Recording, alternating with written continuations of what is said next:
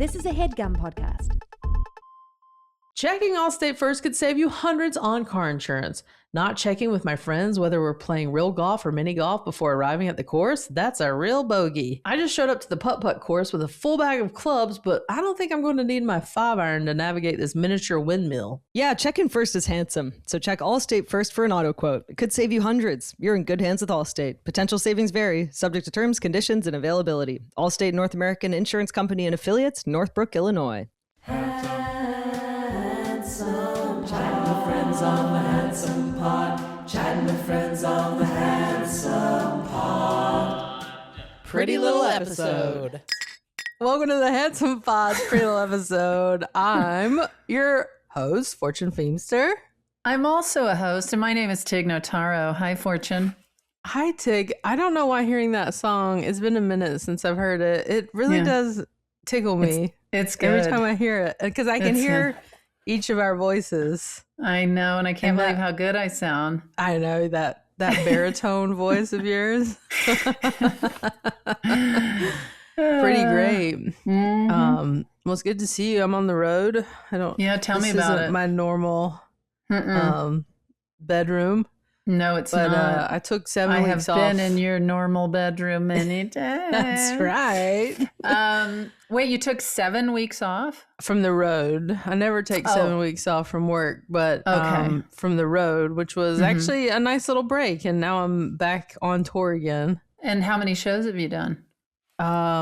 It literally started back last night. So one. And how was that? It was good. I wrote a lot while I was on break. So I am punching up my set. So it took me a minute to try to remember as much as I could. And some of the new punch ups work. So that's always exciting, as you know, to get some new laughs. Yeah, for sure. So now it's just getting back into the rhythm of it. Mm-hmm. Yeah. Because the rhythm is going to get you. Yeah, rhythm got me a few times, but I have not been on the road. I have not done shows in a beat. Yeah. Probably not as long as you, but it's been a beat. Yeah. Like mid-June something. And yeah, it's daunting sometimes to be like, wow, I've been off stage for 6 weeks or whatever it's been. And but fingers crossed. I know you always get worried you're going to forget everything. Oh my God. I'm convinced I won't know anything I said 6 weeks ago. And there's a minute where my brain goes into panic mode, while I'm on stage, am I going to remember the next part? And then it just kind of comes. Do you have those out of body moments where you're like, I have moments where I'm like, are these words? Am I saying, is this a word? Am I saying, are those words I just said? What's happening? I had a little bit of that last night where my brain for one split second was empty. Because with stand-up, as you know, you're saying words and you're thinking of the next story or the next couple, the next paragraph. Yeah. And I just went blank and I was like, I had enough wherewithal to draw out whatever I was saying. Yeah. While my brain was totally not there. And then it came back in and I continued and I was like, oof. That's so interesting to hear you use the word paragraph, because that means you sit down and you type everything out and you write it. Whereas I have a 14-page document here. Oh my Lord. That's your studious side. I don't see my stuff in paragraphs. Yeah. I'm just telling whatever story because I write on stage. Yeah. And I don't write it down at all. And so it's really interesting to hear, thinking of the next paragraph. I'm like, I don't think in paragraphs. Yeah. Yeah. I guess I think more in images or what happened next or whatever.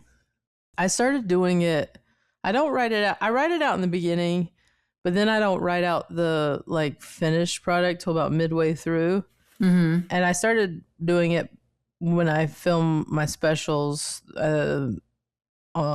2 specials ago, so that when I'm filming, I can give them the quote unquote script, and they can tell me if I missed anything.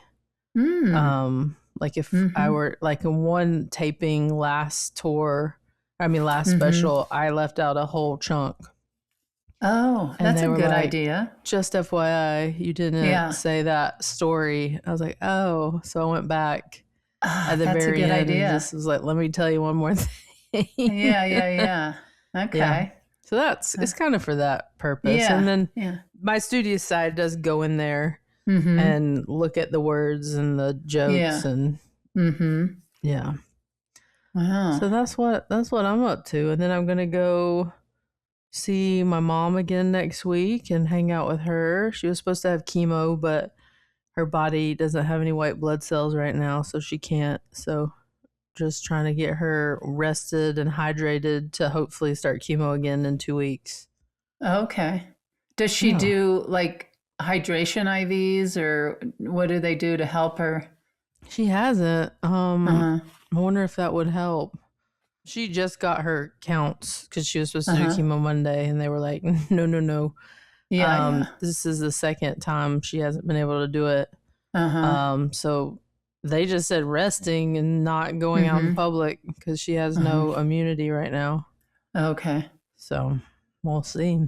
So we're just going to chill. Yes, chilling you don't with have to ask Ginge. me twice to hang out on the couch with Ginge. Put on your comfy, handsome sweats. Hang out with Ginge.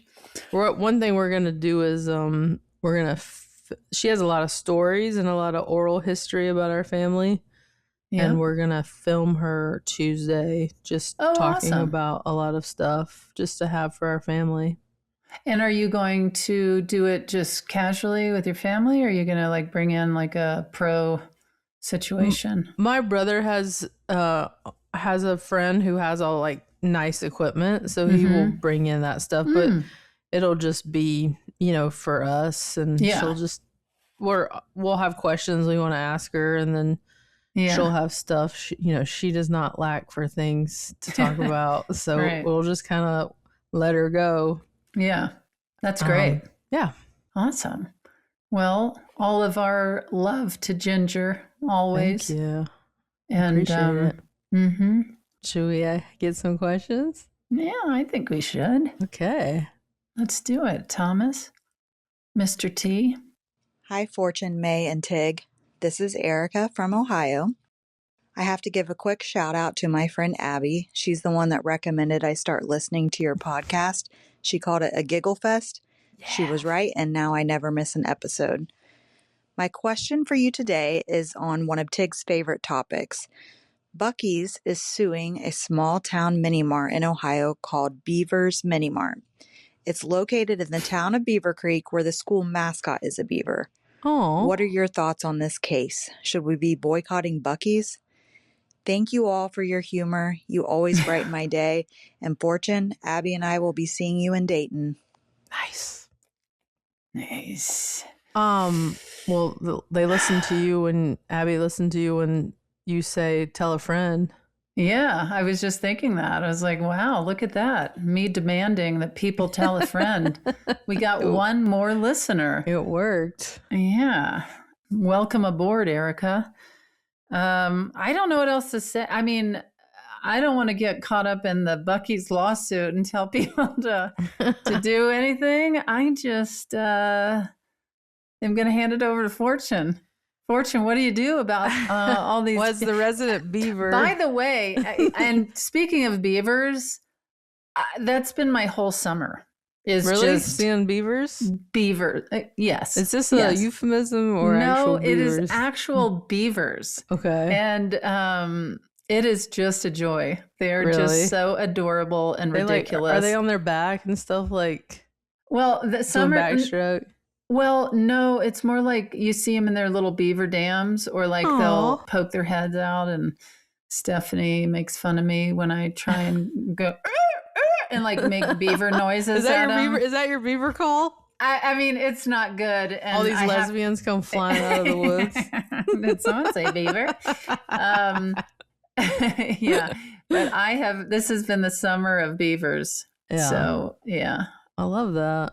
What did you just send to us, Thomas? Is it that's anything? the article about the story. So I knew a little bit of this because you did. Well, John Oliver has on his show Late Night Tonight. That's the name of the show, right? And he heard about this. Oh, apparently, this week tonight. This week tonight. Okay. Apparently, I guess Bucky's last week tonight. Last week tonight. We'll get it together. Never miss an episode. So it's apparently they've done this to a number of places. As far as Bucky's has. Yeah, but like these smaller businesses, and John Oliver does not like anything that seems to be going against the. Clearly, this is a small business that's been there, and it has no association with Bucky's, nor is it trying to. And he didn't like that they'd been going after all of these different businesses litigiously, and so he's trying to get sued by them. I think I forgot what he did, but he's done something that he's trying to get them to sue. I think he made his own beaver logo to try to get sued. But he made his own beaver logo to try to get sued by Bucky's. To like bring this to light that this is not what they need to be worried about.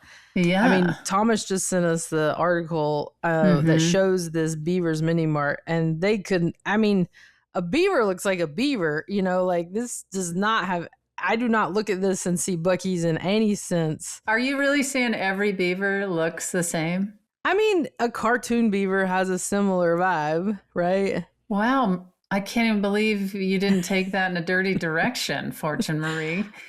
I know. I already had.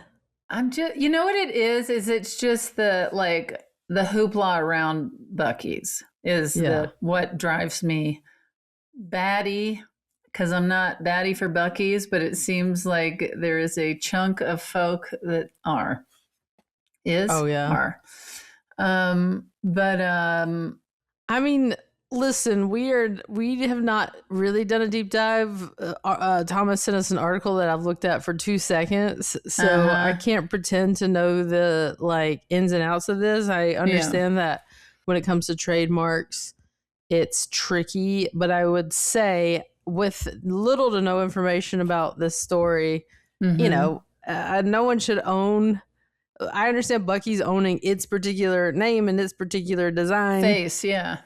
That and protecting that, but move it along. A cartoon beaver, anything named Beaver, you just don't have jurisdiction on. And so hopefully they figure out a way for Bucky's to be able to maintain their trademark without taking these small places down. Because Beaver's Mini Mart, who cares? Let them do their thing, and as long as it doesn't say Bucky's or have that exact drawing, but will it have some sort of cartoon beaver? Yes. And I think that's fine. Can I say one final thing, please? Oh my god. Okay, is that what beavers sound like? I don't know, something like that. Can you pull up a beaver noise? Okay. It's more of an otter, isn't it? Maybe. What noises do beavers make? Well, we're always gonna want the small town, small companies to stay in business and thrive. So we're always gonna support. Huh? It's not too far off. How cute is that? It's not too far off. You're actually closer than I thought. Yeah.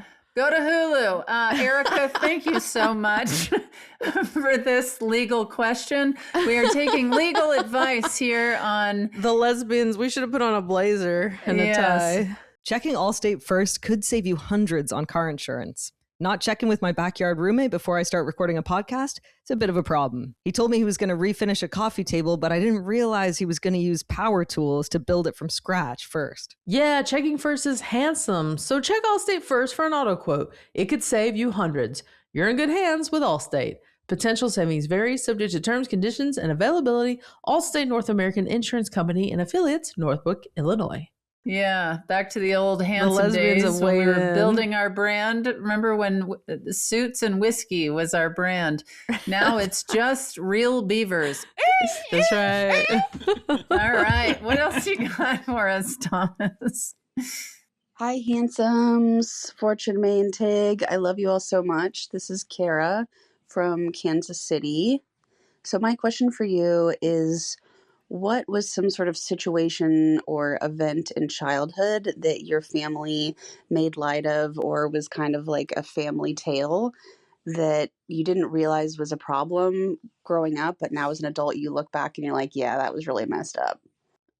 Just really curious. I know we all have something. She's like, I want to know those family secrets. Well, is she saying like a tale that wasn't true, but it was problematic? Is that? Or am I misunderstanding this? Think so, but like something that y'all used to think was like a fun family quip that's now like, ooh, I don't know. That one's a tough one. Yeah. Only because we mainly don't understand what's the actual thing. I'm trying to think, like, I mean, I don't think this answers the question right on the nose, but I had two special needs uncles growing up, who were mentally handicapped. And so there were a lot of things that they did and said that, like, they were like characters. So it was a trip, you know? And so there were a lot of things they did that we would just kind of like shake our heads and laugh at. And now you're kind of like, oh, like, different, and so that's the closest thing I think we have is just some of the things, you know, some of the things they said were wild, but they were mentally, you know, had disabilities there, and so it was, and like I had one of the uncles used to read like the smutty books.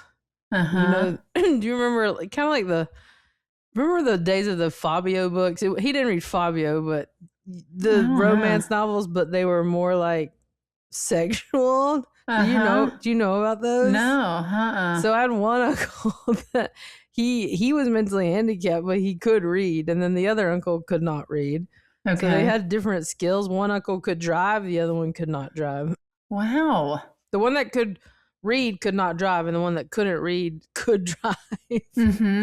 But he would, you know, kind of talk about these smutty books in front of us, and we'd laugh it off. And in hindsight, we're like, I don't know that we needed to be hearing about that. And, and then anytime I've tried to like tell jokes or stories about those uncles, everyone's just like, what? Yeah. And I'm like, did they get uptight? You had to be there. Yeah. So I think that's one of those things that just like my family understands, and but it's harder to explain to other people. Right. I had such a different angle on this. Okay. Like I was thinking of, you might be more spot on. I don't know. No, I doubt it. I'm sure yours sounds right now that I'm hearing it. Mine was, I'll just give you the wrong answer. Yeah, give it. We can do anything we want. We can. We are our own bosses. I interpreted it as like, what was a story that people told that wasn't true. I could see that angle. You look back and is problem. It's not problematic. It's at all. But my mother used to tell a story about how when I was very little, I went to the bathroom and I got stuck in the toilet, and and she had to call the plumbers to come take out all of the plumbing to get me out of the toilet. I don't know where this story came, but I was always like, I was stuck in the toilet. She was like, oh yeah, sweetie. The plumbers had to undo the whole toilet, pull that out, all the plumbing. We had to pull you out of the, And I was like, wow, I couldn't even to this day, I still can't quite picture this made up story and how I would have possibly been stuck in a toilet. Wait, but when did you find out it was made up? I mean, as soon as you're old enough to be like, that didn't happen. At some age, I don't know what it was. I was looking at my mother going, was I really stuck in it was like always told this story of the plumbers like having to take all the plumbing out of the house. It's like, why? I guess because I'm her daughter and she's my mother, that was some weird story that she used to tell. That's so funny. Yeah. Or maybe like something happened that you got like a little something happened and she just embellished it.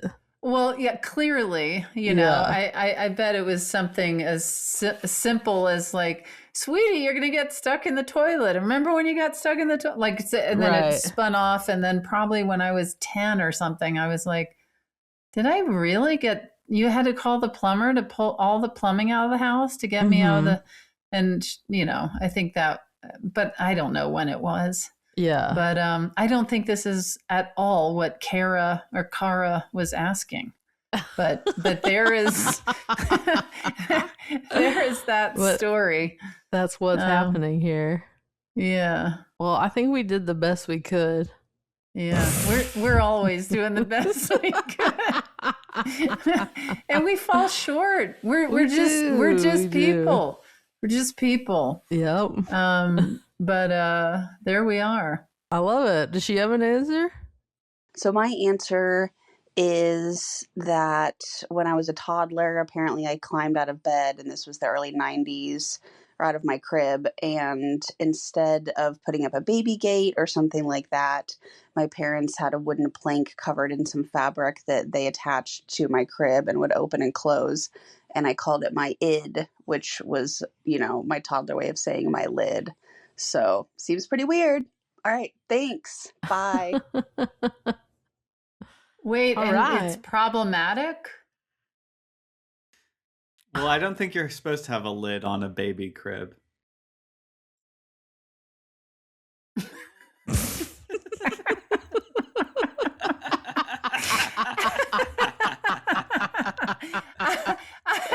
We're like, okay. I can guarantee, having 2 children of my own, you're not supposed to have a lid on your baby crib. But wow, that sent us in many different directions and very different even from the answer. Yes. All right. Well, that was as fun as ever, and always a treat to hear what our listeners are thinking. It truly never ceases to amaze me what people come up with. It's amazing. Right, yeah. It is some amazing stuff. That was a super fun couple of questions. We don't know if we did anyone any justice today. Yeah. Except for, you know, just people looking that out think for the lids small go beavers out here. Yeah, and people that think lids go on baby cribs. There might be a couple of people that were like, whoa, I did not know that there were not supposed to be lids on the baby crib, and we now have helped them. And certainly not ids. So if you want to see me live, go to tignotaro.com. I got tour dates waiting for you.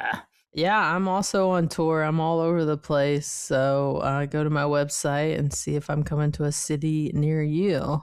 Yes, indeed. And keep up the good work of passing along the good news of the Handsome Podcast. Mm-hmm. And just tell your friends. It's a great community to be a part of. Also, please submit your questions and advice requests to speakpipe.com/handsomepod.